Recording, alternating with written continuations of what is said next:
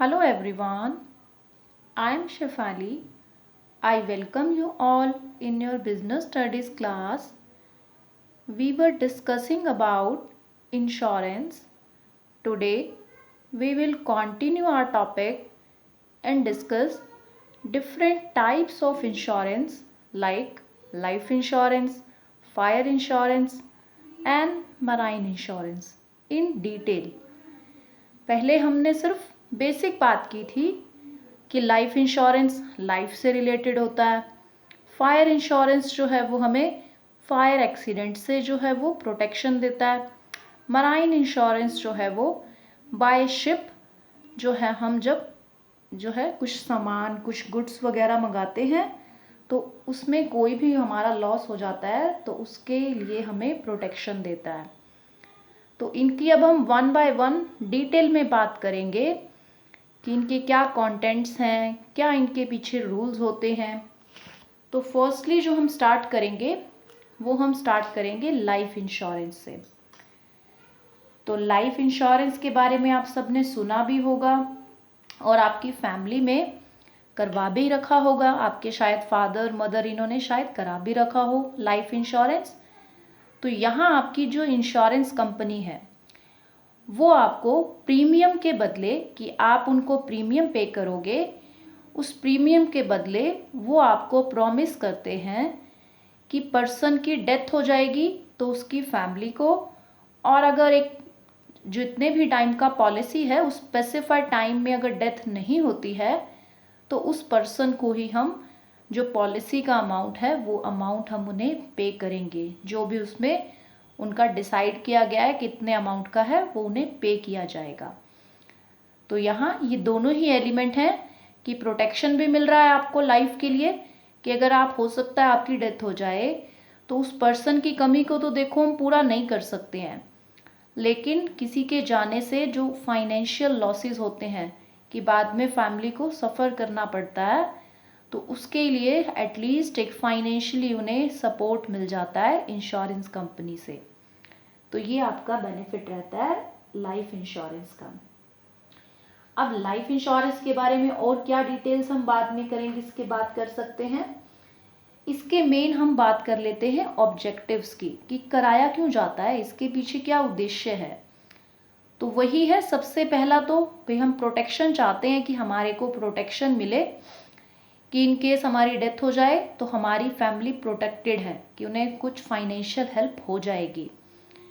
और अगर इसके बाद प्रोटेक्शन तो है ही है, अब पर्सन की कमी नहीं बट एटलीस्ट फाइनेंशियल कमी को हमने पूरा किया, तो इस तरह से ये प्रोटेक्शन दे रहा है। नेक्स्ट होता है आपके पास इन्वेस्टमेंट एलिमेंट। इन्वेस्टमेंट का मतलब है कि आप जो है ना यहाँ पर ज़रूरी नहीं है कि आपकी डेथ हो जाएगी, हो सकता है आपकी डेथ ना भी हो तो अब आपने जितना भी प्रीमियम पे किया वो आपका वेस्ट नहीं जाएगा, वो आपको टोटल होकर के जितने की भी आपने पॉलिसी ली थी, फॉर एग्जांपल आपने 10 ईयर्स के लिए एक पॉलिसी कराई, तो अगर आप 10 ईयर्स से पहले आपकी डेथ हो जाती है तो आपकी फैमिली को पॉलिसी का पैसा मिल जाएगा। आपने जो पॉलिसी कराई है वो है आपकी 50,000 की पॉलिसी, तो इसके लिए जो आपको प्रीमियम पे करना पड़ेगा वो पूरा 50,000 जितना नहीं होता है, क्योंकि आपको इंटरेस्ट भी तो मिलना चाहिए ना। आप इतने टाइम तक अपना पैसा ब्लॉक करके रखते हो उस कंपनी के पास, इंश्योरेंस कंपनी के पास। तो यहाँ आपको फॉर एग्जांपल 10 ईयर्स तक वो कह रहे हैं कि आपको पे करना है, तो आपको 10 ईयर्स तक 4,000 रुपीज़ जो हैं वो पे करने हैं। तो टोटल आप जो पे करने वाले हो 10 ईयर्स में वो कितना हो जाएगा, 40,000 रुपीज़। तो अगर तो आपकी डेथ हो जाती है तो आपकी फैमिली को, अगर आपने जितना भी पे किया है, आपने जितनी भी इंस्टॉलमेंट्स पे की हैं, 1 साल 2 साल 3 साल 4 साल 5 साल, जितना भी एनी नंबर ऑफ ईयर्स, तो आपकी फैमिली को ये पूरा 50,000 रुपीज़ पॉलिसी का और इसी के साथ में प्लस बोनस जितना भी उनका डिसाइड होता है, मोस्ट ऑफ द टाइम 70% होता है पॉलिसी के अमाउंट का, यहाँ 35,000 बन जाएगा, वो आपकी फैमिली को मिल जाएगा। बट अगर आपकी डेथ नहीं हो रही है तो आफ्टर 10 ईयर्स जब पॉलिसी का पूरा पेमेंट आप कर दोगे ये प्रीमियम की 40,000 टोटल, 4,000 फॉर 10 ईयर्स, फिर भी आप अगर आपकी डेथ हो रही है तो आपको मिलेगा वो सारा, यानी 50,000 का policy plus bonus, same amount आपको मिल जाएगा। तो आपकी इन्वेस्टमेंट भी हो रही है यहाँ पर, ऐसा नहीं है कि आपका पैसा वेस्ट हो रहा है। तो ये दोनों ऑब्जेक्टिव होते हैं, ये आपको दोनों तरफ से जो है वो बेनिफिशियल है आपके लिए। इसी कारण बहुत सारे लोग लाइफ इंश्योरेंस कराना प्रेफर करते हैं कि हमारा बेनिफिट है, प्रोटेक्शन भी मिल गई फैमिली को और इन्वेस्टमेंट एलिमेंट से भी हमारे को स्ट्रॉन्ग कर रहा है। तो ये तो हो गए ऑब्जेक्टिव्स। अब होते हैं इसके कुछ प्रिंसिपल्स। अब प्रिंसिपल्स वैसे हम बात कर चुके हैं, बट लाइफ इंश्योरेंस से रिलेटेड 2 ही प्रिंसिपल हैं यहाँ पर। एक होता है एटमोस्ट गुड फेथ, यानी आपने जब इंश्योरेंस कराना है तो आपने सारी डिटेल्स इंश्योरेंस कंपनी को बतानी है, अपनी हेल्थ से रिलेटेड, अपनी लाइफ से रिलेटेड, और इंश्योरेंस कंपनी भी आपको सारी डिटेल, सारी इंफॉर्मेशन देगी कि कितने टाइम तक पे करना है, कितना आपको मिलेगा पॉलिसी का पैसा। तो दोनों के बीच जो है ना वो गुड फेथ होना चाहिए, विश्वास होना चाहिए कि हम एक दूसरे को, हम कौन, आप और आपकी इंश्योरेंस कंपनी, इंश्योरेंस करवाने वाला पर्सन और जो कंपनी इंश्योरेंस करेगी वो। तो जिसने इंश्योरेंस लेना है वो भी अपनी सारी डिटेल्स दे, कंपनी भी उस पर्सन को सब कुछ बताए। उनके बीच गुड फेथ होना चाहिए, विश्वास होना चाहिए कि हम सारी डिटेल्स एक दूसरे से शेयर करेंगे, कुछ भी हाइड नहीं करेंगे। नेक्स्ट आपके पास जो प्रिंसिपल होता है that is principle of insurable interest. तो इंश्योरेबल इंटरेस्ट का जो प्रिंसिपल होता है वो क्या कहता है कि आप अगर किसी और पर्सन का इंश्योरेंस कराना चाहते हैं, लाइफ इंश्योरेंस, तो उसकी लाइफ में आपका इंटरेस्ट होना चाहिए। यानी अगर वो इंसान की डेथ हो जाती है तो आपको लॉस हो, और अगर वो उसकी डेथ नहीं है, वो ज़िंदा रहता है, तो उससे आपको बेनिफिट हो। यानी आपका उनकी लाइफ के साथ कोई ना कोई जुड़ाव होना चाहिए। ज़रूरी नहीं है कि वो आपके रिलेटिव हों, बट उनकी लाइफ से आपको कोई ना कोई कनेक्शन होना चाहिए। तो अगर रिलेटिव की बात करें यहाँ पर, तो एक जो है यहाँ पर सन अपने पेरेंट्स का करा सकता है इंश्योरेंस, क्योंकि वो अपने पेरेंट्स की लाइफ में इंटरेस्टेड है।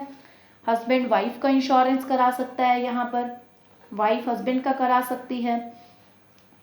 तो यहाँ पर दूसरा जो एंगल होता है वो है बिजनेस एंगल। यानी बिजनेस एंगल से देखें तो एक जो लेनदार है यानी क्रेडिटर है, जिसने किसी से पैसा लेना है, वो अपने जो है डेटर का इंश्योरेंस जो है वो करा सकता है। यानी किसी ने जो है वो उसको पैसा देना हो, हमारे जैसे कस्टमर होते हैं वो हमारे डेटर्स होते हैं, तो अपना डेटर की लाइफ का भी वो करा सकता है। भी कल को इसकी डेथ हुई तो मैं कहाँ से अपनी कलेक्शन करूँगा। तो इस टाइप में जो है क्रेडिटर जो होते हैं, लेनदार, उन्होंने जिससे भी पैसा जो है वो लेना होता है, यानी डेटर्स उनकी लाइफ का इंश्योरेंस भी वो करा सकते हैं। तो इसी तरह से पेरेंट्स का केस है कि पेरेंट्स हैं और जो उनका सन है या जो भी उनका डॉटर है, वो लोग भी जो है वो इंश्योरेंस ले सकते हैं। तो इस तरह से, बट यहाँ पर जो है एक चीज़ हमें ध्यान में रखनी है कि इंश्योरेंस पॉलिसी लेते टाइम आपका इंटरेस्ट होना चाहिए उसकी लाइफ में। जब पॉलिसी मैच्योर होगी, यानी जब उसकी डेथ हो गई उस पर्सन की, तो जब आपको पैसा मिलना है, हो सकता है उस टाइम आपके उस पर्सन के साथ रिलेशन ठीक नहीं भी हैं, तो पॉलिसी लेते टाइम इंश्योरेबल इंटरेस्ट ज़रूरी है। पॉलिसी के एक्सपायरी के टाइम हो सकता है हस्बैंड वाइफ का जो है वो डाइवोर्स हो चुका है, तो भी वो आपको पे किया जाएगा उस पॉलिसी का पैसा। पॉलिसी लेते टाइम इंश्योरेबल इंटरेस्ट ज़रूरी है। तो ये आपके प्रिंसिपल्स थे जो मेनली जो है वो लाइफ इंश्योरेंस से रिलेटेड होते हैं। बाकी हमने डिटेल में सारे प्रिंसिपल्स को पढ़ा है पिछले चैप्टर में। तो यहाँ वो सारे जो हैं वो जर्नल इंश्योरेंस से रिलेटेड हैं, जिनका डिस्कशन यहाँ नहीं है। लाइफ इंश्योरेंस से रिलेटेड मेनली यही 2 प्रिंसिपल्स हैं। So that's all for today. यहाँ पर हमने डिटेल में पढ़ना है। नेक्स्ट हम बात करेंगे types of life insurance policies की इन आवर नेक्स्ट वीडियो, जहाँ पर हम इन डिटेल पढ़ेंगे कि कितनी तरह से लाइफ इंश्योरेंस पॉलिसी को लिया जा सकता है। Thank you so much.